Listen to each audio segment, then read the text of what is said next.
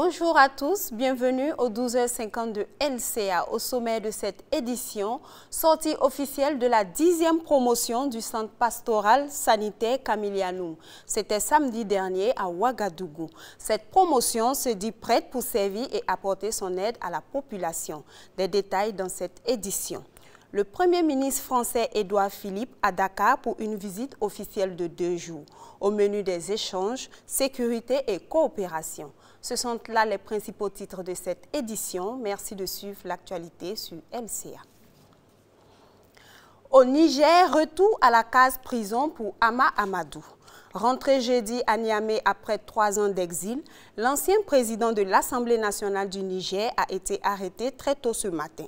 L'opposant nigérien avait été condamné par la justice de son pays à 1 an de prison dans une affaire de trafic de bébés. Il s'était réfugié en France après avoir purgé seulement 4 mois.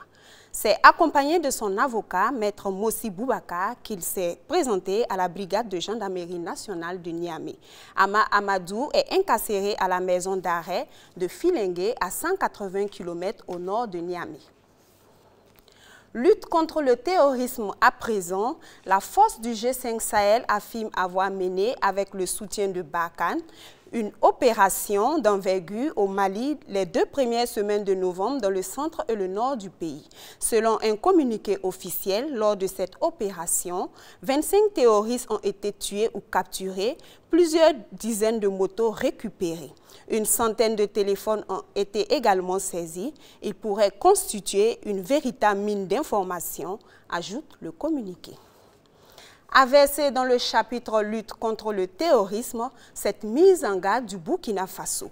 L'état-major général des armées burkinabè menace d'abattre les aéronefs qui survolent ses bases et ses zones d'opération. Des instructions sont données aux unités pour que ces aéronefs soient considérés comme ennemis et traités comme tels. Dans un courrier adressé à l'attaché de défense de l'ambassade de la République française à Ouagadougou, le général de brigade Moaz Minungou demande que tout déplacement des aéronefs de l'armée française soit effectué en coordination avec l'armée de l'air et l'état-major général du Burkina Faso. Autre point de l'actualité, le ministre français est arrivé hier à Dakar pour un séjour officiel de 48 heures. Édouard Philippe est accompagné d'une importante délégation de membres du gouvernement, de parlementaires, de chefs d'entreprise ainsi que de représentants du monde de la culture et du sport. Sécurité et coopération sont au menu des échanges avec les autorités sénégalaises. Dès son arrivée, il a eu un entretien avec le président sénégalais Macky Sall. Une occasion saisie par la France pour restituer au Sénégal le sabre attribué à El Hadj Oumar Tall, chef spirituel de la confrérie des Tidjanes au XIXe siècle, une figure de la lutte contre l'administration coloniale française. Pour l'heure, le sabre est prêté au Musée des civilisations noires de Dakar en attendant la restitution définitive. Édouard Philippe participe ce matin à un forum sur la sécurité qui se tient dans la capitale sénégalaise. Les étudiants Camilianoum fin prêt pour la mission sanitaire. La 10e promotion des étudiants du Centre d'humanisation sanitaire Camilianoum a effectué sa sortie officielle samedi dernier. Au nombre de 197, ces étudiants formés durant 2 années disent être prêts pour leur mission première qui est de soigner et être aux côtés des malades. Cette sortie s'est déroulée sous le thème « Guérisseurs blessés de près ou de loin, agir pour le bien ». Plus de détails avec Benjamin Kwame et Constantin Sieda. C'est devant parents, amis et encadreurs que la 10e promotion du Centre d'humanisation sanitaire Camilianoum a officialisé sa sortie. Outre l'aspect festif, cette cérémonie vise à féliciter les étudiants en fin de formation qui ont travaillé ardemment pour mériter leur diplôme, mais aussi faire connaître l'offre formative du centre qui lutte pour la santé des populations au Burkina Faso. De quoi satisfaire la ministre de la Santé, représentée à l'occasion par son conseiller technique.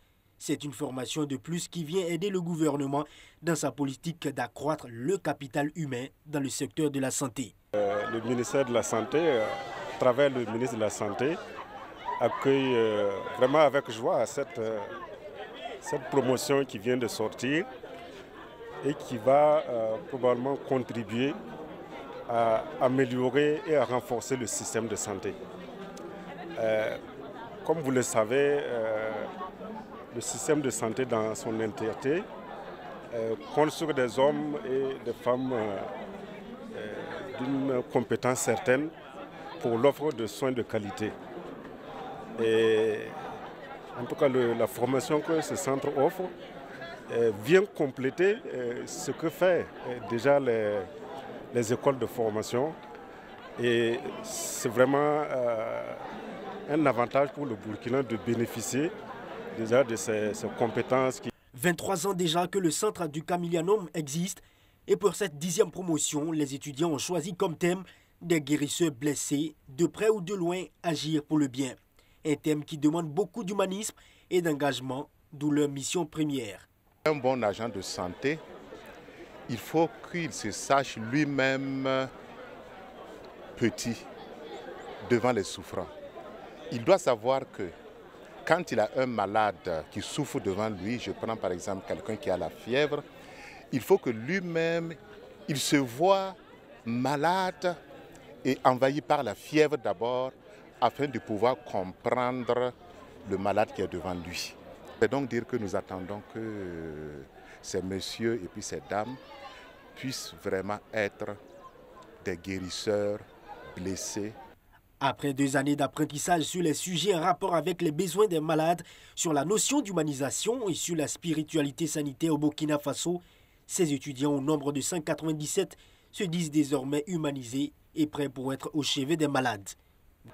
Nous sommes prêts à ce jour pour aller sur le terrain, non seulement au chevet des malades, mais aussi et surtout avec ceux-là, nos confrères qui n'ont pas pu participer à cette formation-là. Les étudiants de cette promotion sont issus de différentes confessions religieuses. Ils ont reçu chacun un diplôme. En culture, Malika la Slamazone, artiste slameuse, était en concert samedi dernier au Sénasa. Devant une salle qui a refusé du monde, elle a déclamé ses vers en l'honneur du Burkina Faso. Un concert dénommé le Faso d'abord, signe de son engagement social envers sa patrie. Les bénéfices de son concert seront reversés à 5 associations de domaines divers. Un rendez-vous culturel qui a connu la participation de plusieurs autorités politiques et civiles. Le compte rendu est de Alain Koulibaly et de Bachirou Sawadogo. Par un spectacle riche en couleurs, une chorégraphie savamment orchestrée, Malika la Slamazone déclame ses vers en l'honneur du Faso. Devant un public conquis à sa cause, elle répète son répertoire. Le Faso d'abord, allez leur dire, l'homme qu'il me faut, autant de titres repris en chœur par les nombreux mélomanes présents à cette messe du slam. Le concert était super cool, j'ai grave kiffé, j'ai encore l'émotion même sur j'ai la chair de poule grave, c'était super nickel. Et ce qui m'a plus plu, c'est que c'est une femme et elle a mis en valeur genre, en quelque sorte la femme en fait. Vraiment il faut dire qu'elle a été au rendez-vous, elle a pu vraiment relever les défis, elle a eu des textes très nourrissants.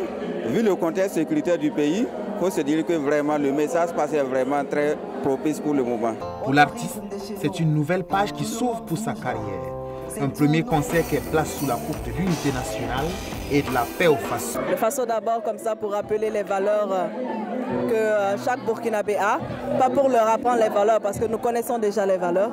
Mais vu la situation du pays actuel, rappeler aux gens que quels que soient les intérêts personnels, il faut penser à l'intérêt général d'abord et donc au Burkina Faso d'abord. C'est dans ce sens-là que nous utilisons notre art au service du développement et donc ce concert pour que les bénéfices puissent servir en tout cas à l'inclusion sociale. Plusieurs artistes ont aussi pris part à ce spectacle pour soutenir la Slamazone.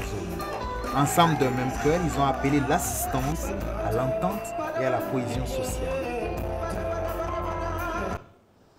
En sport, les étalons reprennent du poil de la bête après avoir partagé les points à domicile contre l'Ouganda il y a 3 jours. Ils sont venus à bout hier du Soudan par 2-1. 2 buts de l'inoxydable Aristide Bansé. Dans le même temps, l'Ouganda a eu raison du Malawi, 2-0. Avec 3 points, le Burkina occupe la 2e place du groupe derrière l'Ouganda.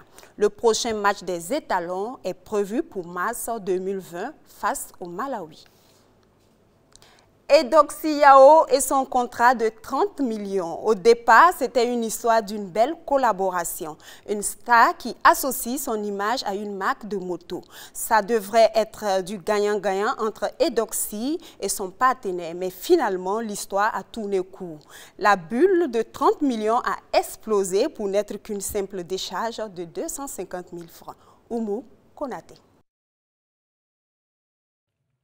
C'est un fait qui enflamme la toile depuis vendredi dernier. Eudoxie Yao, la star ivoirienne des réseaux sociaux, annonce sur sa page Facebook avoir signé un contrat de 30 millions avec Megamonde, une société de vente de motos au Burkina Faso.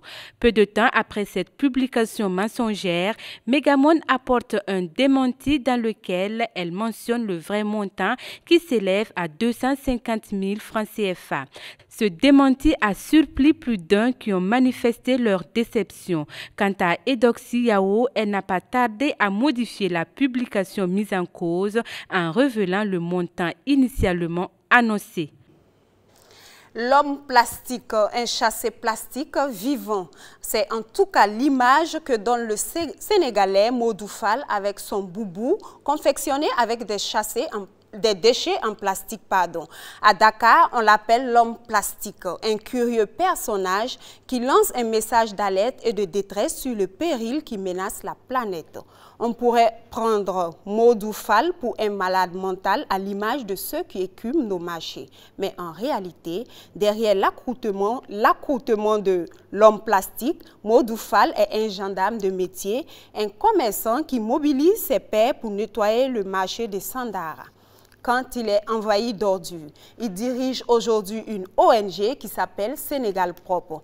Voici un exemple parmi tant d'autres à suivre en cette journée spéciale dédiée à la réduction des déchets plastiques. C'était le 12h52 LCA. Merci de l'avoir suivi. Bonne célébration à tous et prenez soin de la nature. Je vous retrouve demain pour une nouvelle session d'information. D'ici là, bonne suite de programmes sur la chaîne Au cœur de l'Afrique.